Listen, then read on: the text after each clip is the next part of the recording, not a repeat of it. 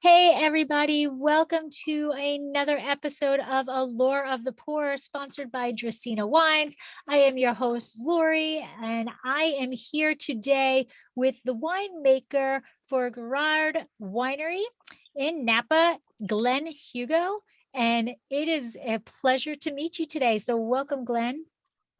Thank you very much. Pleasure to be here. Nice to And join you. Thank you. And the first question I always ask is, the kind of the origin story. So you're actually a Texan, and I got to say, you don't have that Texan, drawl or brawl, whatever you call it in Texas. You don't have that. So how did we get into wine in Texas? Well, I got into wine through the restaurant industry. So I served a decade and a half in the restaurant industry, and fell in love with wine through that.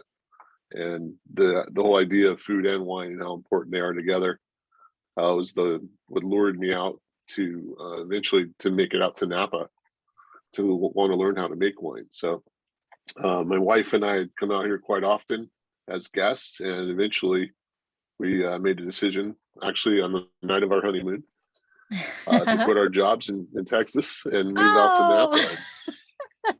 nothing like So big when we change celebrate to big change. yeah, yeah, big leaps of faith.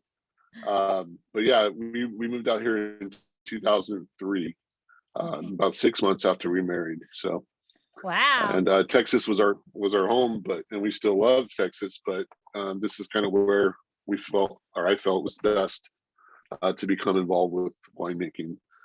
This is Napa and Sonoma, for that matter, are two areas that are, obviously renowned for wine. So if you're going to learn to make wine in America, I don't know that there's much better place. So that's what drew us out here. But yeah, not much of an accent. I when I am back in Texas, I start to use y'all a little more, and it slips out a little bit. But otherwise, yeah, not. I don't have much of the draw. I know that feeling when I speak to somebody with brogue, my brogue comes out, and I don't naturally have a brogue, but it automatically comes out. The Irish in me somehow has created its own brogue. So I understand that you go back and you just start picking up where you almost left off, right? Yep. Yeah, exactly. So do you have an aha wine? Do you have a wine in your memory that you're like, wow, this is what wine is, and okay, this is some good stuff. Yeah, actually, my wife Pam and I, we had a moment like that many years ago when we had a friend come to town who was a chef friend of ours and worked in the restaurant industry with us. And he had long been a fan of Chateauneuf de Pop wines. And I was still young at the time, still learning. Both of us were learning. And while I had some knowledge of it, I wasn't as knowledgeable about the region and the wines. But I'd found an old bottle of Beaucastel in this little liquor store in Dallas that normally you wouldn't go there for wine for sure, but they happen to have some. It would look like somebody had bought it years ago, and they'd kind of forgotten about it, and it was on the bottom of the shelf with one of the old school little reduced stickers on there, like the gun. And so I bought it, not thinking much of it, whether it was going to be any good or not. And when that friend finally came over to dinner, we opened it. Initially, we were all kind of like, "Whoa, this is funky. This is weird. There's a lot of weird things happening with this right now." Luckily, we didn't just discount it completely. We pushed it aside, opened up something else, and about 15 minutes later, my wife stuck her nose back in the glass, and she was like, "Oh my gosh, let's come back to this one."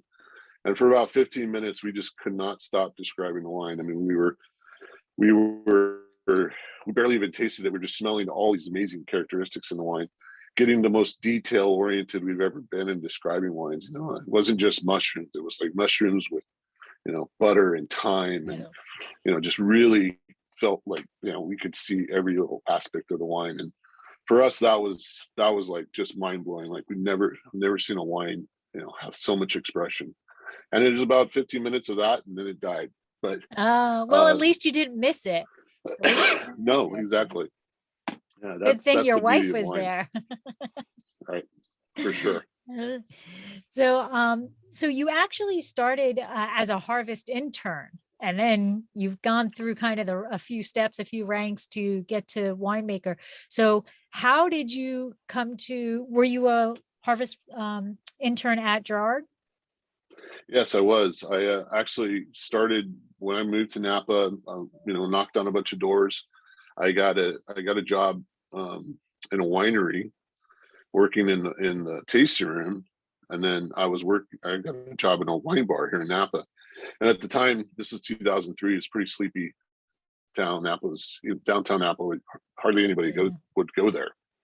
In fact, we'd never gone to downtown Napa every time we'd come out here previously, but this little wine bar was kind of the spot where all the locals hung out, and I got to meet a lot of winemakers. It's where I eventually met, at the time, Girard's consulting winemaker, Marco Di Giulio, and he's the one who took me in for the 2006 harvest, and that was my first harvest at Girard.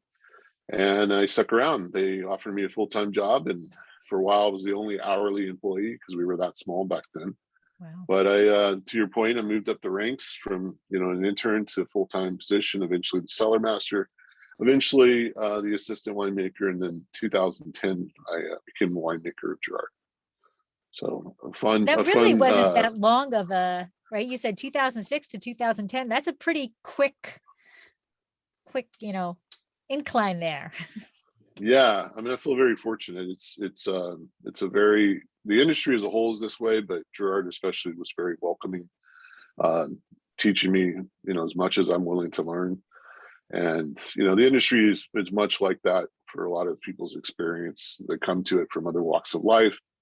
It wasn't that I hadn't have knowledge of wine per se, because I'd been involved with it from the restaurant industry side, but that was more in the knowledge levels and tasting and the ability to describe wines. But from production to learn the chemistry side of things and the science of it all, once people see that you're passionate about wine, you're passionate about what you do, you're hardworking, a lot of doors open up for you in this industry. So, and I'll say that we've had so many interns over the years, since I was an intern, that have either stayed with us and grown through our ranks, or have moved on to other wineries, but are now winemakers, assistant winemakers, enologists, etc. Wineries not only in Napa now. We've got people all over the world working at wineries that worked with us at one point or another. So I'm always very proud of that, because I think that's what is the beauty of this industry. It's very welcoming in that regard. So I have proud to to be part of agree. that. Yeah, I think that the industry, more so than a lot of others, recognizes passion as a very important aspect of success in it. And they go with, well, you can learn this as you go along, but you need to have this passion in order to, it's a baby, right? You got to coddle the baby. The wine's a baby. You got to coddle it. And if you don't have the passion to coddle it, to make sure it gets nudged in the right direction without over pushing it, right? So I think that is true in the wine industry. Yeah, for sure. And I'm always been proud of us, continuing that same ideology, that if you find people like that, to do your best to encourage them to be a part of it. Do you so as a harvest intern, you spent a lot of time in the vineyards, right? And now do you get to spend as much time in the vineyard? Where do you prefer to be? Do you like being in the winery or the vineyard? Both. I mean, I wouldn't pick one or the other over the other, but vineyards for us are, it's where everything starts. So it's important for us to be a part of that. I feel very fortunate that we have the opportunity to work with our own estate fruit. We have several vineyards of our own that we work with and we own, and we're involved with the decision making there. But opposite to that, we work with a lot of growers. There's quite a few that have been around since I started at Girard, and we still work with them. So those long-term relationships with growers are really important to us. We continue to build them. We have some that we've had for over a decade. plus, and then we have Oh, some that, we may have picked up in the last couple of years. But, when you work with a grower and there's a mutual respect there and there's an understanding of what, the goals are, and, to be, from their perspective, they're looking to work with people that they can be proud to say that they took, this product that they worked really hard to do the best job with and made it into something that, they would be proud of. They don't want their grapes to just go to anywhere, and, that they could care less of what the quality is. We work with people that want to know that it's going into a quality wine, and that we take the passion that they get delivered to us and continue with it to making the best wine possible. So it's really great to have that kind of nuance. I often use the restaurant industry as examples, but it's much like a chef finding great purveyors mhm. to work with for their meat or their seafood or their produce, dairy, etc. They want to know that it's coming from a quality product, and on the opposite end, those producers want to know that it's going into something that will have an end product that's amazing and delicious. So we have a very similar kind of understanding with our growers as well. So love being involved with them, love being involved in the vineyards when they can. But when we take that fruit from them and get it into the cellar, that's when we start doing our portion of it, and where our side of the magic happens. So equally important and equally fun and challenging. So you coming from the other side of it, the restaurant side and retail, being the manager of that little place called the Bounty Hunter Wine Bar, um, do you think, there it's often said that making wine is the easy part, selling it is really the difficult part. So you being on the other side of it, do you think that that plays a role, like as being in the restaurant industry and knowing what people purchase? Do those aspects play into a role as you are trying to make your wine into, okay, this I know from the restaurant side is what people are looking for, or from retail, and so I'm going to take that and put it into how I develop the wine? Yeah, for sure. I mean, that's definitely a part of our mentality throughout the process, and ultimately what we bring to the final bottling is something that we hope that the people that are fans of our wine will enjoy. And I mentioned earlier about the restaurant side of it taught me about food and wine. So that aspect alone is a big part of decisions we make in the process while we're making wine. And I've always been attuned to that. I try to be, at least, to say that I want this wine to work on the dinner table. I want it to be part of somebody's experience with their friends and family during a nice meal. So it's always kind of in our mindset, what are we doing with our wines to help attribute the best level of quality and styles of winemaking that would work well with food and just the general idea of being a part of a dinner table is always in the top of my mind. And there are things we make decisions on throughout the process, from beginning through fermentation to even barrel aging to the blending process, that help us kind of hopefully deliver on that promise of what styles we are trying to make. So it's definitely a consideration. Mhm. So I have opened um, your uh, 2017 Old Vine Zinfandel. And I got to tell you, I am a Zin maniac. Like, I was a Zin fan. My husband and I were both Zin fans long before it was cool to be Zin, to be a Zin fan. And then, sadly, I think Zinfandel has kind of dropped um, in the public's eye a bit. Mostly, I think a lot because they got a little out of control with where, it got to the point where it was, 16, 17% alcohol and a big bomb. And uh, I think the problem was they weren't balanced, because you can have 16, 17% zins today, and if they're quality zins, they're excellent.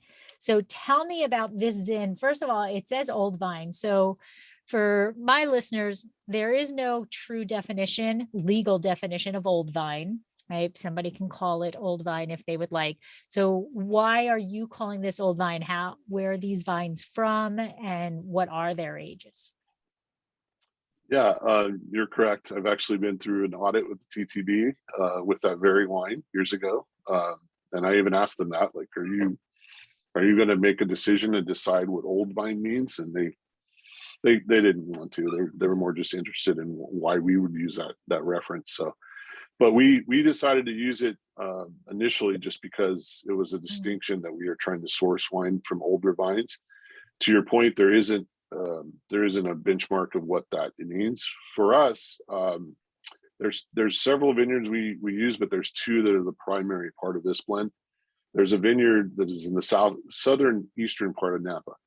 Now these vines are more in the 50-year range, so Okay. not by any means, they're not century old, but they're But also that's not pretty old, right? 10. Yeah.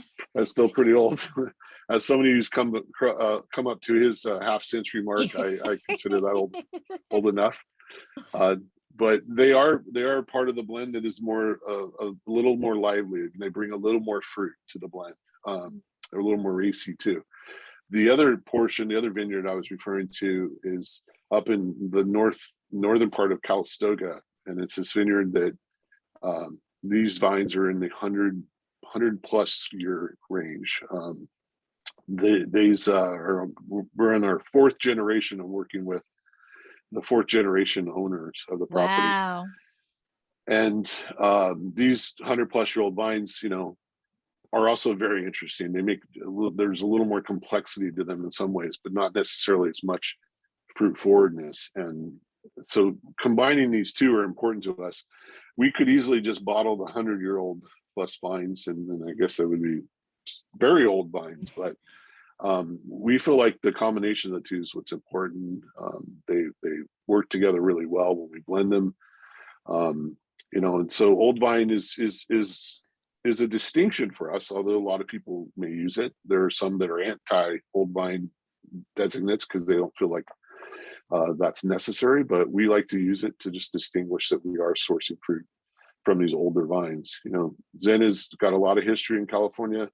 Unfortunately, we've ripped out a lot of the Zinfandel in California to replant it to, in Napa, it's usually because they're going to replant it to Cabernet. Mm. So we're happy to still be able to support and find fruit of that age and of that quality that we can offer in the glass. And to your point a moment ago, we're trying to make this wine, using your term, balance. And as winemakers, I think we try not overuse that term because it gets used a lot, but I love the term because that's exactly what we're looking for. We want you to see that fruit. We want you to see that complexity. We use three types of oak in our Zin: American, French, and Hungarian oak. We actually have a barrel that we've had designed with one of our barrel makers, a Cooper Juice.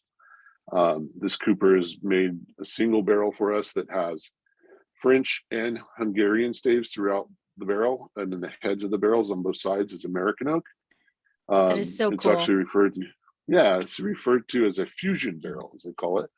And this fusion barrel helps incorporate the three different characteristics all in one. And we've found that it integrates really well with Zen. Um, I often describe it as the American oak, adding some of that kind of smoky, meaty note. The Hungarian brings a lot of different kinds of spices, including kind of that Christmas spice arrangement Cardamom. of like cinnamon. Yeah, cardamom. There Cardamom. you go. And then the French oak is that more classic structure that we expect a French oak, but also some of those more like mocha vanilla characteristics. So the three work really well with Zen, and that's one of our mainstay barrels that we use for this particular wine. It And is, we hope that you find a balance like that.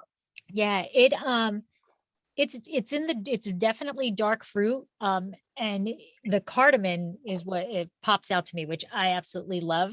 And uh it's funny, well, not that it's funny. On the nose, there's like a little whiff of um cocoa powder, like as Mhm. if the powder kind of blows past your nose. But on the palate, there's more mocha on the palate. It's more of of an actual chocolate mocha thing on the palate. But it definitely is balanced. I don't know. The alcohol is 15, and it definitely doesn't scream out alcohol at all. Um, but it is lively. It does have a lot of fresh fruit coming out on it. But and I'm gonna let it sit a little bit to open up a bit because I just opened it about 10 minutes before. So I'm sitting here swirling away. But Yeah. I love the nose of it. The cardamom and the dark fruit is wonderful. And then that mocha is perfect. Um, it even it has on the palate, it has just and it probably will come out more a little of that white pepper that you expect in a Zinfandel. Right now it's more kind of on the back palate, but Mhm. it's there. It's beautiful. And Thank it you. definitely doesn't taste like 15. It so kudos because it's very balanced. Again, that word, but everything is integrated. The tannins are there. Um, you can actually get. I can't say I can get Hungarian, but there you can do the. I can get a little bit of the French oak is there, but it's kind of Mhm. cool. So can I was going to ask about the barrel later, but since you brought it up, so they they produce the barrels by just sourcing different staves, the French, the American, and the Hungarian staves, and then they produce the barrel. Is it equal amounts of it generally? Yeah. So when we first did this, this is back in, gosh, it was when I was still the assistant winemakers when we started uh, testing these barrels. So I guess it would be around 2008, 2009, we started the project. And the idea was that we were purchasing each of those individually and still using them in our Zin blend. I think we're going to talk Petite Syrah as well, but that's another wine that we do this with. And the idea that they came to us with was to create one barrel that had all three. And initially we were a little reluctant to say, what's the point? We can buy each of them individually and still blend them. But what we found was that ultimately the wine, it felt like it integrated even better with the three being in one barrel. And what they do is they basically came to us and said, we can do this all different kinds of ways. Like how much would you want to have? Do you want this much? Want more French than American Hungarian? etc. And then we also had to get into the discussion of how the toasting levels would be on it. But we did a trial for 3 years to eventually end up with the barrel we use now, a certain toast level that we decided on. But the makeup of the barrel is, if you did the math on it, considering the staves are French and Hungarian, but the heads are American, it actually works out to approximately a third, a third, a third of each of the three. So it's an equal mix of all three of them as far as surface area that is in contact with the wine, approximately. So it's pretty much an equal mixture of all three. And I've heard of these fusion barrels before, and you're I think like the only like the second winery that I've heard is using them. So these are being produced specifically for you. Yeah.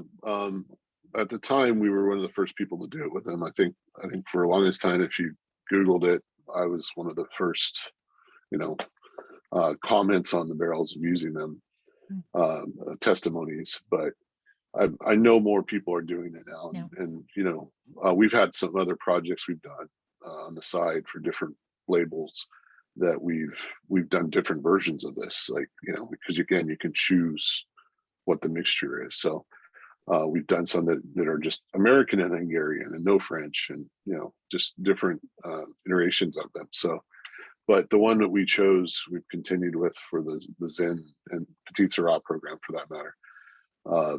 We've been using that same barrel for going on 10 plus years now. So when you're producing your small batches, are you putting however many barrels you have of this, is all of your Zin going into fusion barrels, or are you still also putting some Zin in American oak, some Zin in French oak, some Zin in Hungarian? I do play with some of the individual oak as well. So it's not 100% just fusion, Okay. but it is the primary barrel that we use for it. Okay, Yeah. cool. Some years I feel like, we need to put a little more French maybe, or maybe one year we might need a little more of the American influence, etc. So I do like having that flexibility as needed. Okay. And now, Girard Winery, the winery itself was built, it's relatively new. It was only 2018 that it was redesigned, I guess, or was it? Yeah, this current winery. Now the winery originally started in the 70s. It was a father and son, and current ownership we took over in the early 2000s. So, but then the name the father and son that started it, they were focused in Oakville where the location was. When we bought it, we started moving around. We were much smaller back then, and so we were doing some custom crush scenarios at different smaller wineries.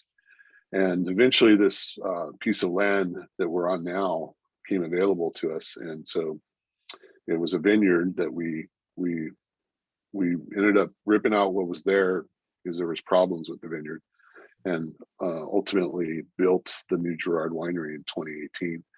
And then we planted new vineyards around it as well. So we have some new vineyards as part of the property as well.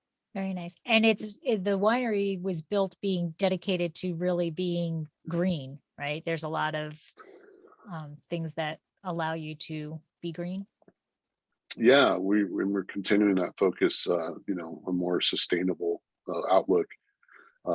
We some of the nowadays they become easier and more obvious with solar, and even little things like LED lights everywhere that are also motion censored. I mean, you don't think about how much energy you use in a production facility until you start finding ways of saving it, and then you realize, wow, all along we could have saved a lot of energy. So Yeah.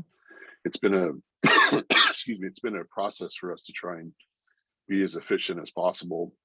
Another entirely, beyond just energy, is a huge focus for us is water. We're in California, and we're in the midst of another drought series of years, and water just continues to be a challenge. So it takes a lot of water to make wine, especially when it comes to cleanliness and making sure we clean properly and sanitize. So we've found a lot of ways to conserve our water resources as well. And sometimes that it takes capital expenditures to do so, but as a company, we've come to realize that the long-term benefits of that outweigh any initial investment. So every year we tend to put more money into new ideas that will try and save us those resources as well.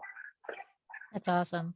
Now, there are 16 nested AVAs in Napa, and you source fruit from, I think, like 9 of them, or you have estate fruit in around 9 of them. So that's a huge, huge chunk of Napa that you're getting fruit from.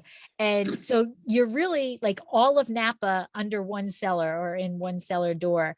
So like how do you manage going all over the place? Like we're talking about you being in the vineyard and knowing when you want to harvest the fruit and do all of that. So, people benefit from having all of Napa in the one cellar door, but how does that make your life? It just means you're on the road a bit. You know, harvest especially usually up really early to get out, start looking at vineyards bright and early to make those decisions on when you're going to pick. That's just part of the harvest routine for the winemakers. And then eventually make your way. Every morning you kind of have a path that you choose to make your way to the winery ultimately. And once the fruit's coming in, so you can start checking in on things at the winery. But the routine is get out and taste grapes. In fact, I often joke about it. By the time harvest's over, the last thing in the world I want to eat is a grape. Like, you go to a party or a restaurant, and they've got grapes on the charcuterie board and cheese board, and you're like, bah, no more grapes. It just wrecks you after a while. You're just like, I can't eat another grape. But it's important to be out and tasting. We also pull samples and run chemistry on it as well. But we've long been of the mindset that You've got to get out and taste the grapes and see how they're maturing. So it is a big part of that, and I'm very proud of you, as you bring that up about all the diversity. It's great to have your own estate, but also being able to source from other growers. That means that we've got all these different grapes and different styles coming in the door, and when we sit down to make our blends, we have all that diversity to play with. So much like back to a kitchen reference, it's a lot of, it's like a chef having a lot of different resources to make the dish with. I think of it that way for us and all our grape sourcings throughout Napa Valley. So I'm going to ask a difficult question. So All right. do you have a favorite AVA that you enjoy the fruit from? That's hard. I mean, probably the next most difficult thing would be what's your favorite wine, but for me, I guess part of it is because when I first started in Napa, started working in Rutherford. So Rutherford's long been an AVA that I've always kind of been, naturally attached to in some ways. But the dust. It's not to say that, yeah, the Rutherford dust. It's not to say that I don't enjoy wines from all over Napa, and I appreciate the diversity of all of that. I mean, it's, I think a lot of people don't realize that Napa is really not that big. I mean, we're 30 miles by 5. It's really not a massive area. And in this one area, to have all those different appellations, it's pretty crazy to have all that complexity available to us to work with. So, while I may point to Rutherford as one of my favorite, I appreciate them all. So is 9 working? Am I correct in 9 of the AVAs that you? Yeah, I believe so. I think we're there. Yeah. So, I mean, that really is incredible to get your fingers into each of those AVAs, and they each have their own characteristics. So when you're blending, are you in your brain, are you thinking, okay, well, Rutherford provides this, so I'm going to take some of this from here, and Diamond Mountain does this, and Howell does this? Like, are you doing these formulations per se in your brain of, okay, this offers this offers this, if I bring these together, I can get this? Yeah, I think you have certain things in your mind that you just appreciate about those regions and what the wines bring. Ultimately, I will say that we do sit down, and when we're making our blends, we will taste through everything and make notes along the way. And then we start playing with the blend and say, well, it's doing really well, but we really need to add some more backbone, some tannin, let's say. All right, well, the cab we had from XYZ vineyard and XYZ region, that could really help us bring that into the blend. Or maybe it's already in the blend, but now we're going to increase it. We're going to double the amount we have in there. Yeah, it's definitely something you just keep, even in advance of starting the blend, you have a lot of things that are kind of preconceived in your mind, especially if you've been working with them for a long time. They're kind of just naturally things you gravitate towards. However, I'll say that every blend kind of comes together a little differently. Even if you thought you knew where you're heading, you might start blending, and suddenly you're like, back to my restaurant references, another dash of salt, a splash of pepper. It just, you start to.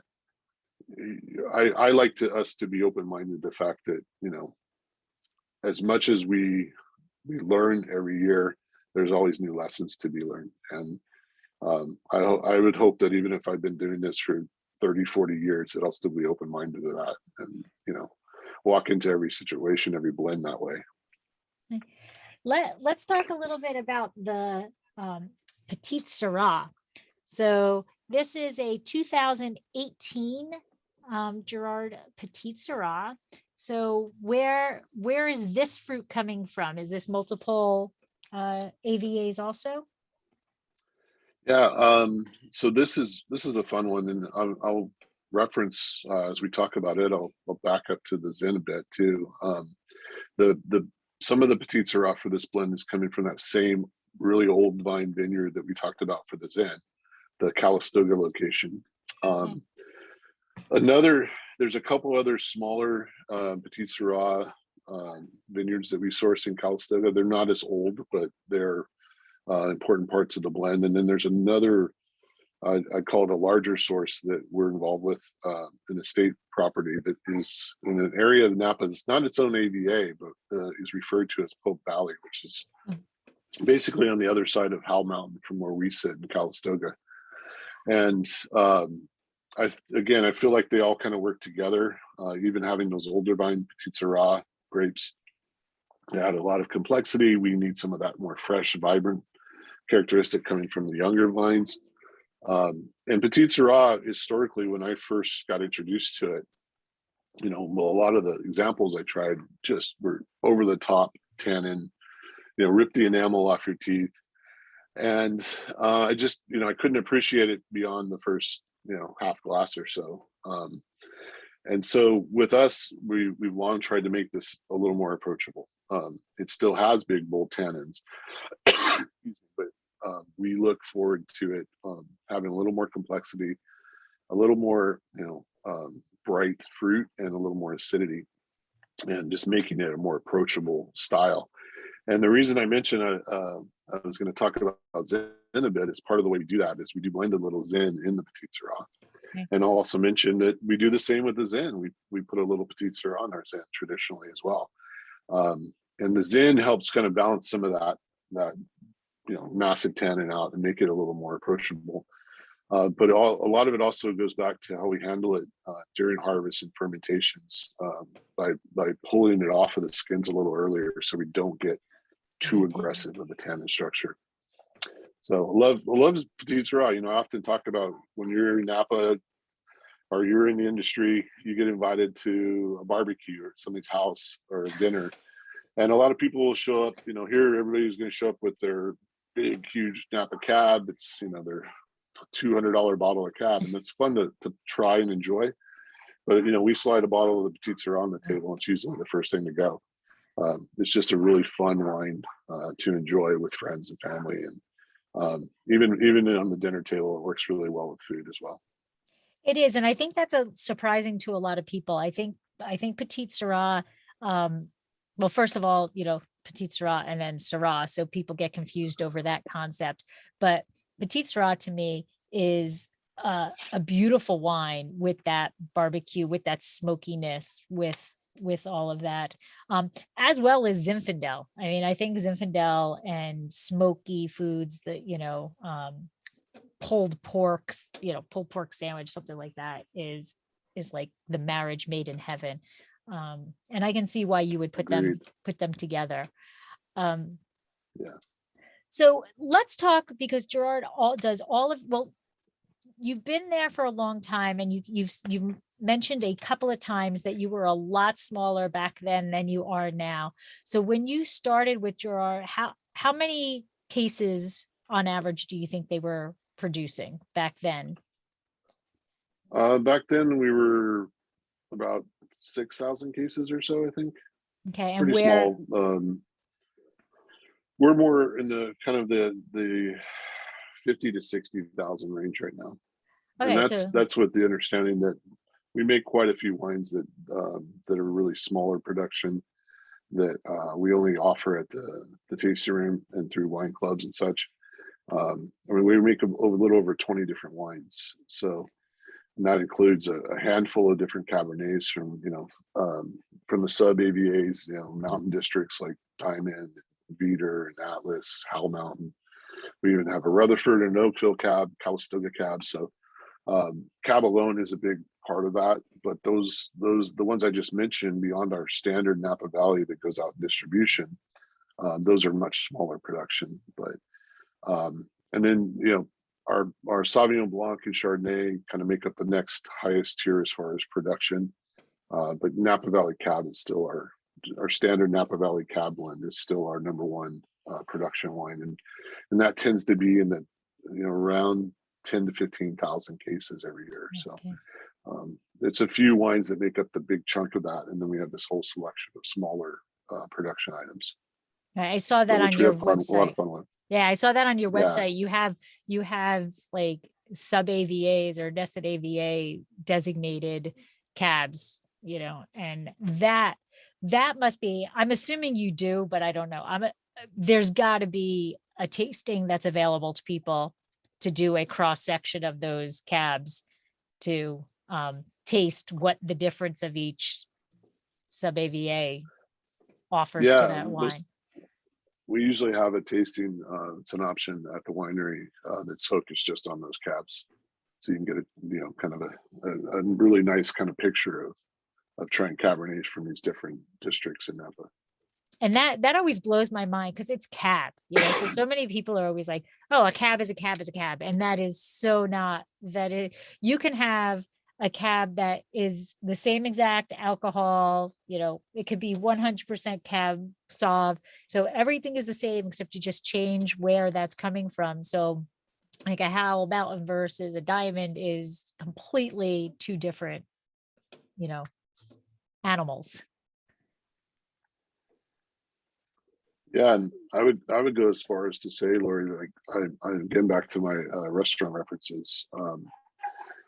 Even if you and I were, let's use this quick example. You and I are both winemakers, much like we could be both chefs, and we could be given the exact same grapes to work with, right? Well, they're from the same exact vineyard. They're literally from the same portion of the vineyard. And there's a lot of decisions that we're going to make during harvest on how we ferment these, what temperatures and how long and how much we extend it, even how long we do extended macerations, with the grapes being soaked in the juice for extended periods of time. And then at some point, as you age, you're going to make decisions on your barrels, which is just like a chef. As chefs, if we had the same pieces of meat, everything we did, like you broiled yours and I decided to grill mine, and you used a dry rub and I marinated mine in a sauce, a marinade, and then what sides did you decide on versus mine? So all along the way we made all these choices. Well, it's the same with wine. So we could be pulling from the same region and totally get different wines, even if we were pulling it from the same exact vineyard. There will be nuances that'll be similar, and that's why you could say, like, you might be able to pick out this is a Diamond Mountain Cab blindly tasting it, because there are nuances to it, but there's definitely distinction from region to region to region. And it's fun to be able to play with all those different regions and be able to offer them to people, as their own individual bottlings. Equally fun for us is to make that Napa Valley version that now we get to work with all those different options to play with. So we can sprinkle a little bit of Diamond Mountain, we can sprinkle in some Rutherford as needed, and all these different regions kind of come into play to make one wine. It's a lot of fun. Okay. So can you explain, because you do all of your wine as small batch fermentations. So can you please explain what is meant by a small batch fermentation?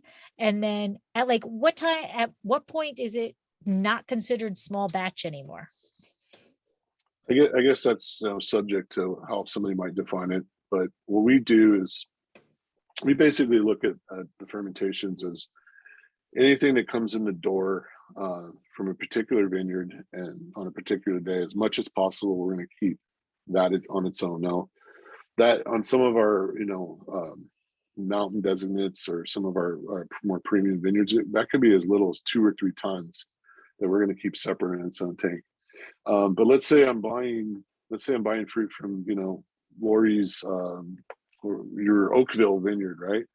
And let's say traditionally we would pull 20 tons from that vineyard for sourcing. And amongst those vines that we're pulling from, you have a section that's kind of more on the level part of the vineyard. Then you have another that's on a little hillside.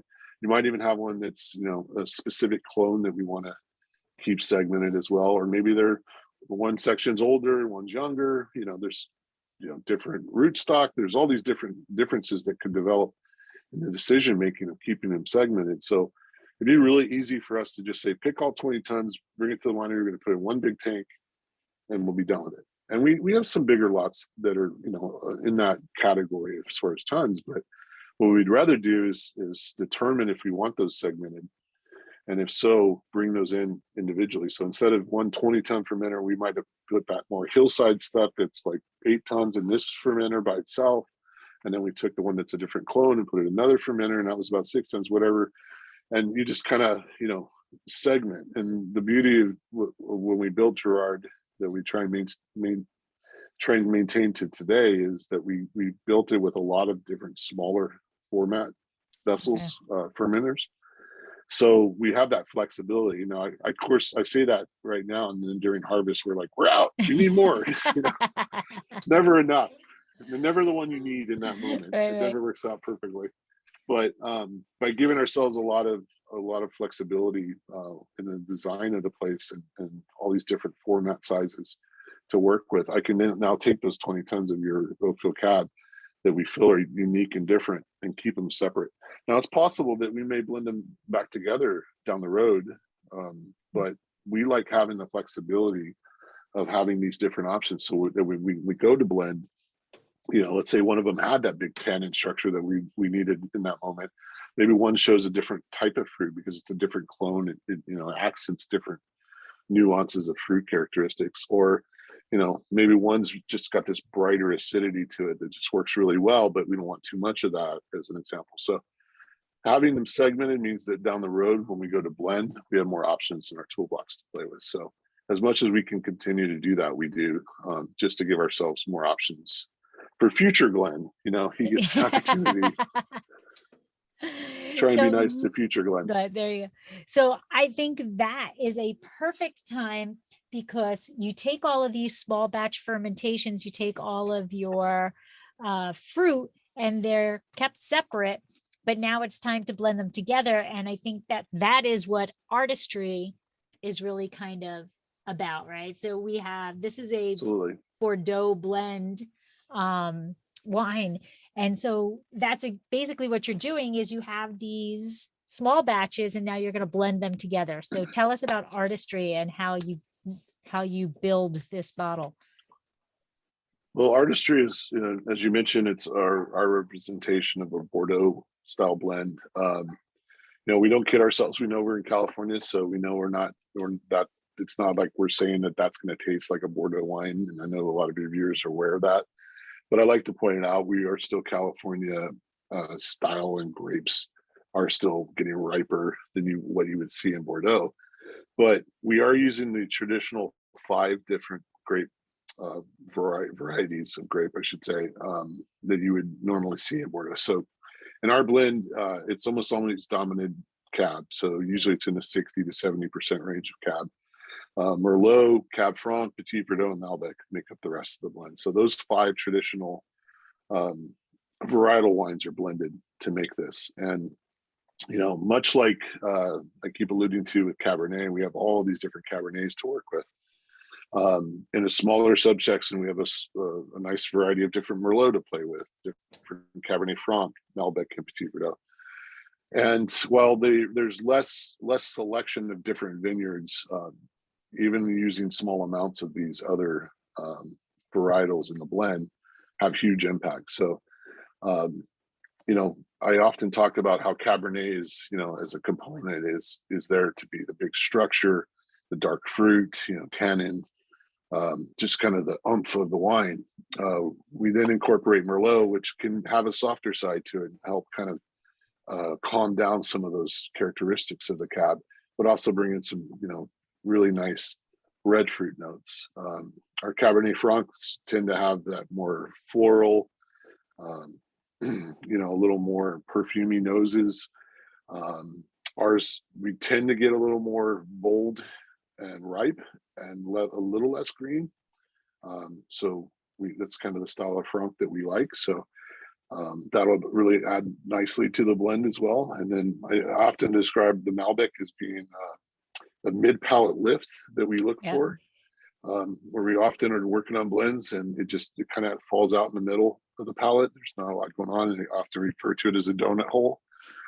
So this is the donut hole filler. Malbec just kind of lifts the mid palate, gives us some nice juicy characteristics that allow for that to just kind of connect the front and the back of the palate. And then the one that's probably less discussed is Petit Verdot. I like talking about Petit Verdot. Love If Petit we were Verdot. standing, yeah, me too. If we were standing in the cellar tasting through barrels, I like to make sure people try it on its own because not a lot of people are aware, you know, what it's like by itself. it has this reputation as a blender. And we often, as winemakers, we often talk about how it adds this big structure because it can have some boldness to it. But there's actually a very, a more softer side to Petit Verdot. The fruits are really kind of more in the bluish category for Yes. me. And I love that about it. It can add a nice nuance of blue fruit notes. But there's also this white floral note on the aromatics that just adds a really nice touch to bigger red wine blends like Cabernet blends, because it just kind of creates a little background. I'm going to use the word pretty, but it has a pretty nose. And here it is, this big, strong, bold grape and characteristics of wine, but has a prettier side to it as well. So taking all 5 of those together and sitting down at a table with all these selections in front of us and again tasting them all individually, but then starting to work up in your mind, how can this blend come together? For us, this is the moment in winemaking where there's kind of a shift from the last year and a half, 2 years. You've been taking care of the wine. It's, there's a lot of focus on the science of it, the chemistry of the winemaking. You want to make sure the wine is healthy. That's your like main goal. In this moment, when we sit down to blend, we kind of do that shift from the science to the artistic side of winemaking.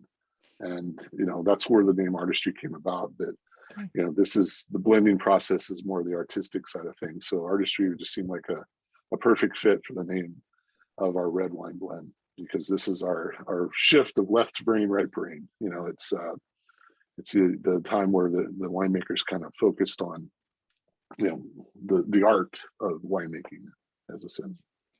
And now another hat that a winemaker needs to wear is kind of like an architectural hat, right? So you have all of these wines, you have your sub AVA cabs, and then you have the Petite Syrah, the Zin, and then the artistry.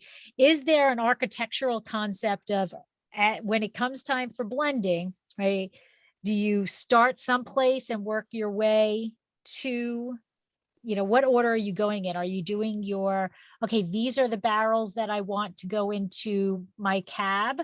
And then, these barrels are my favorite barrels. So they're going to go into that single AVA designated. And now I have this reserved for artistry. Like, what's that architecture in your brain?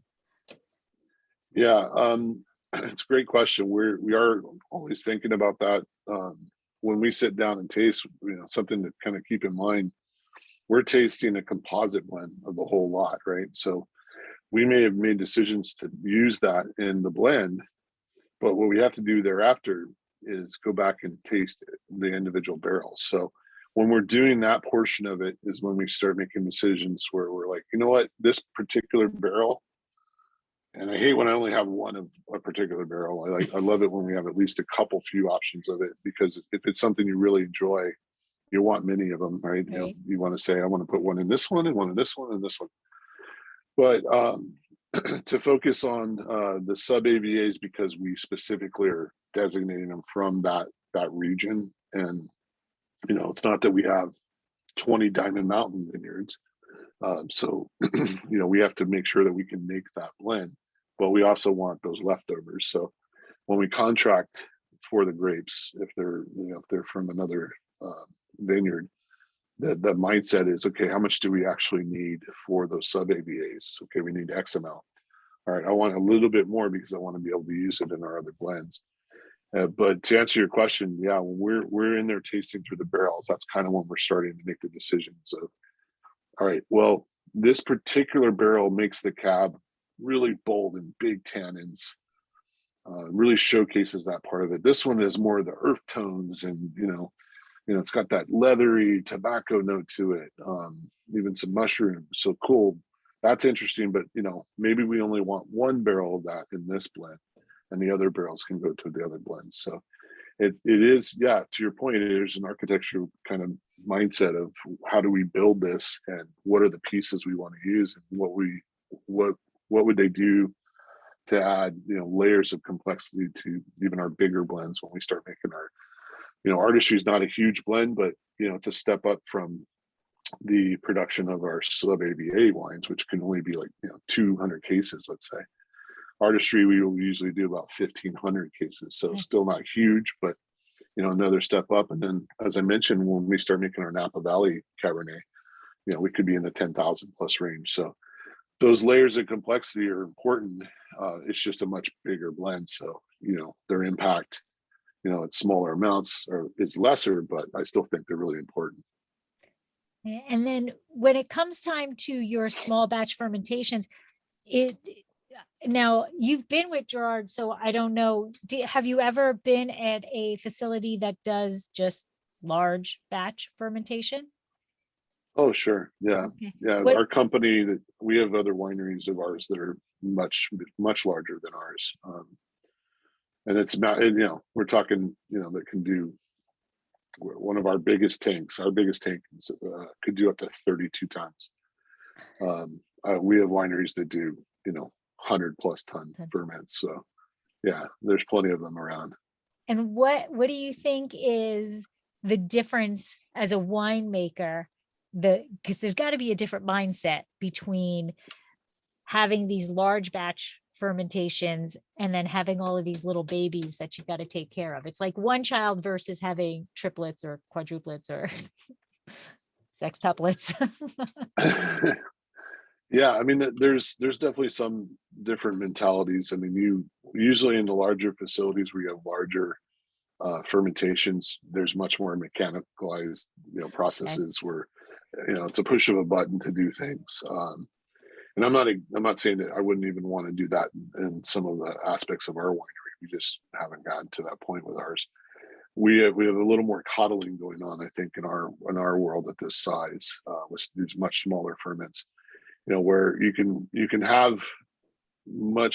amplify challenges on a smaller fermentation that may be less noticeable in a much bigger one. Oh, okay. You're a little more forgiving in a bigger fermentation if there's problems along the way. Whereas a really small fermentation, you have challenges with it. That's all you got. Right. This is 3 tons of your Diamond Mountain Cab. You can't mess it up. So the anxiety is there for sure, just naturally built in. But the focus on, paying attention to these, when I often describe kind of the life of wine to, let's say, an intern, I mentioned to them that they're actually here to help us babysit our infants, right? These grapes are coming in the door and they're just newly born to become wine. And what they're doing from this point in time, we're walked in the door till, let's say, we put it off to college when it goes into a barrel. It's a short period of time to much like raising a child.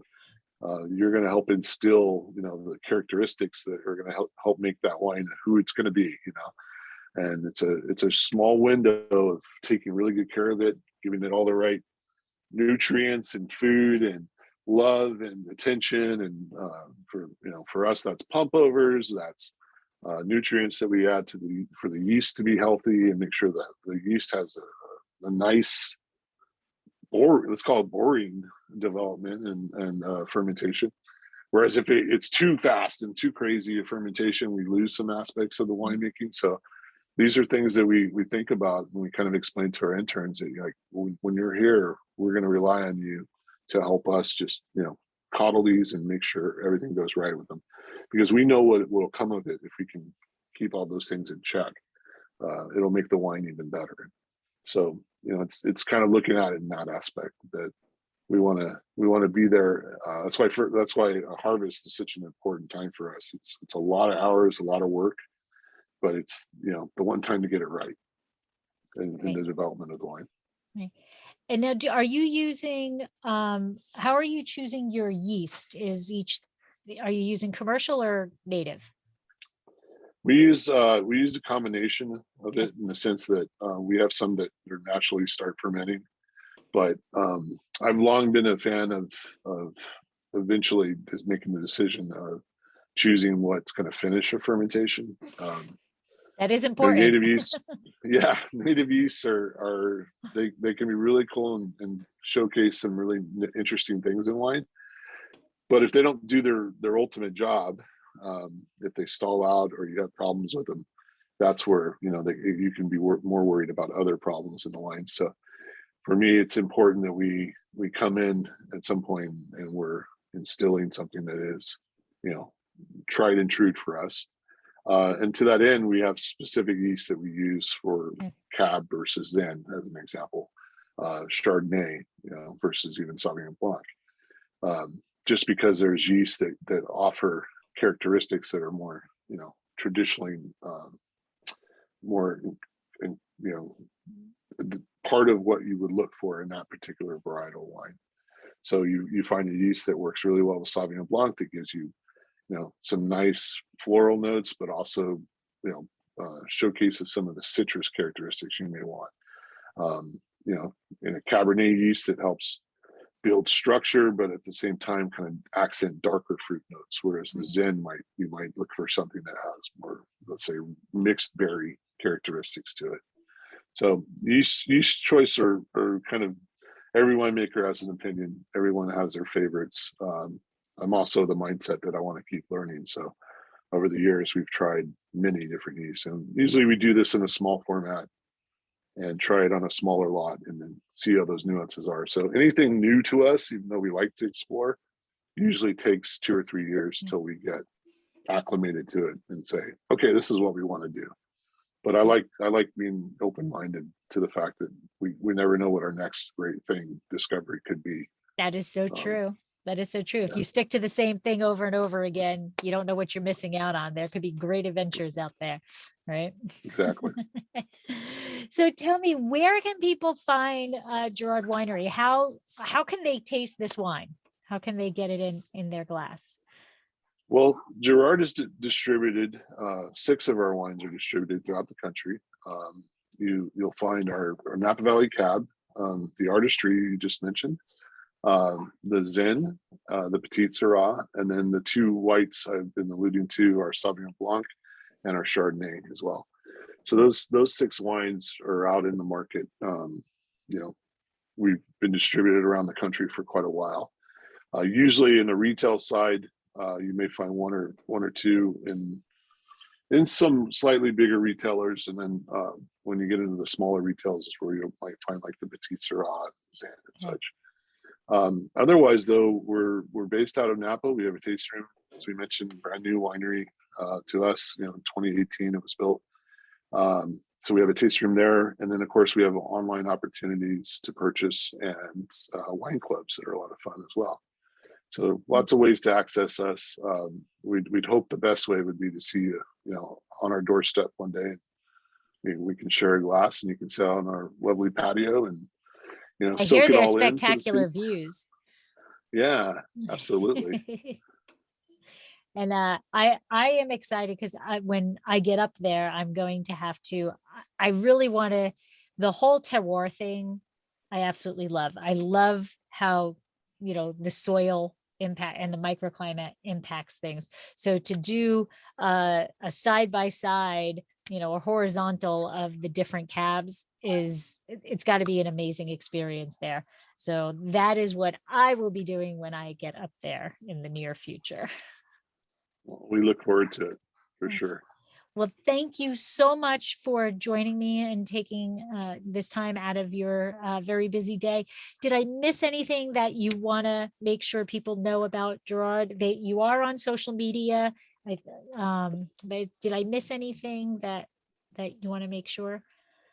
No, I just reiterate that we'd always, if you visit Napa Valley, come see us. We're up in the northern part of up in Calistoga. Great spot.